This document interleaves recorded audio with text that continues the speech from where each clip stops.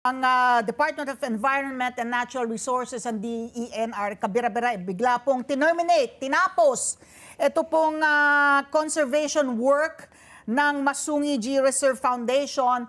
Madalas po sila sa aming programa. Sila po nga ang pangunahing ang advokasya nila is yung reforestation. At saka yung pangangalaga, protection nga po nitong Masungi G-Reserve. 15 days to vacate ang inyong alalahanin. Dahil po dito, ang pangamba po natin, Senator Nancy Binay, dito po sa termination po ng kontrata na ito. Yes po, tayo. Actually, Pat and Ali, personal ko pong binisita itong Masungi Geo Reserve.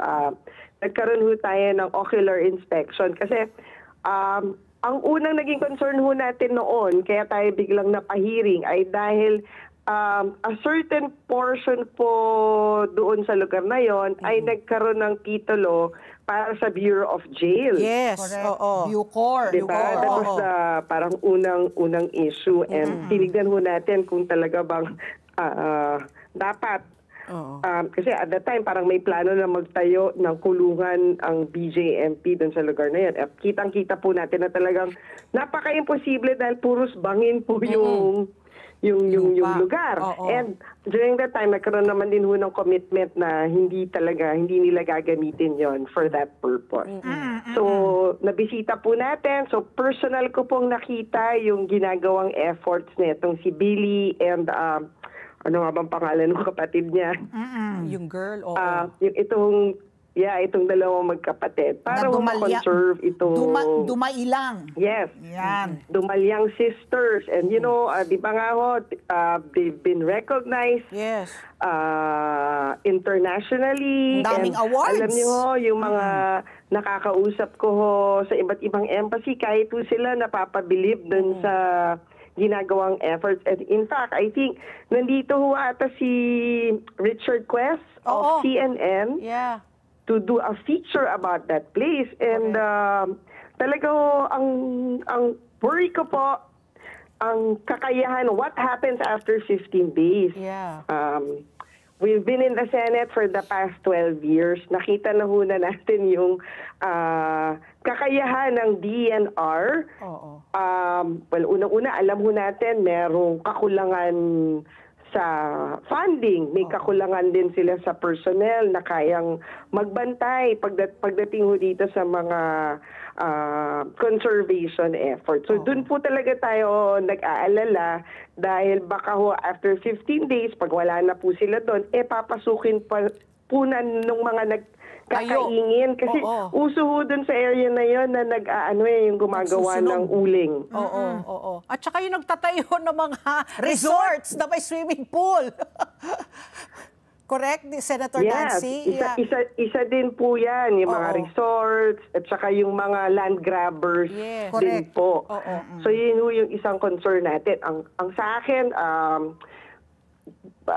iset aside natin yung kung meron naman yung issue legally, ang sa akin is it does not prevent DENR to execute another kumbaga interim arrangement with Masungi Foundation, diba? Para hindi lang ma-disrupt yung pagko-conserve dun sa lugar na yon. Hindi abrupt. Actually, sinasabi din ng Masungi, kasi ang sabi yung legal infirmities, diba, Senator, kasama doon, wala daw bidding. Sinasabi ng Masungi, meron, sabi ng Blue Star, nagkaroon ng bidding.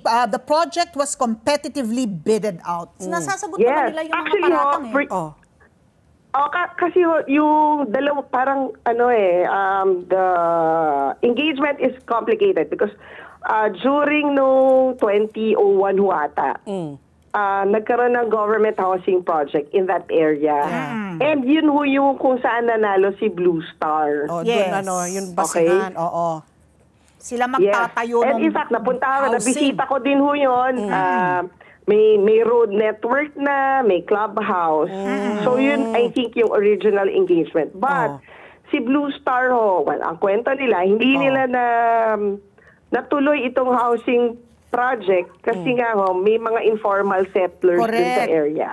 And may mga other claimants dun sa property. Kasi problema din ho talaga yung pag-title dyan sa mga lugar na yan dahil nagpatong-patong din. So, ang daming claimants na itong portion na to, meron din silang claim, meron din silang hawak na titulo or may hawak silang tax deck.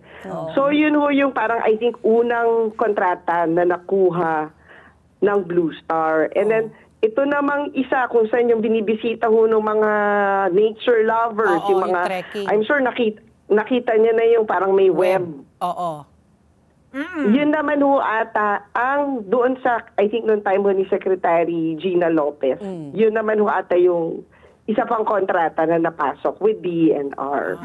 But at the end of the day, di ba, we should always consider yung how do we protect the environment. Di ba? Oo. Kung meron tayong gulo-gulo, meron tayong hindi pa personal issues, ang importante is yung ang concern is how do we protect masungin? Because may implication ho din yan dahil di ba alam mo natin lagi nagbabaha dyan sa Marikina. Yes. And ang isang dahilan ho dyan is we're not protecting that Marikina watershed area.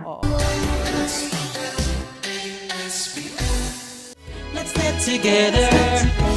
Sunday 25. Sunday 25.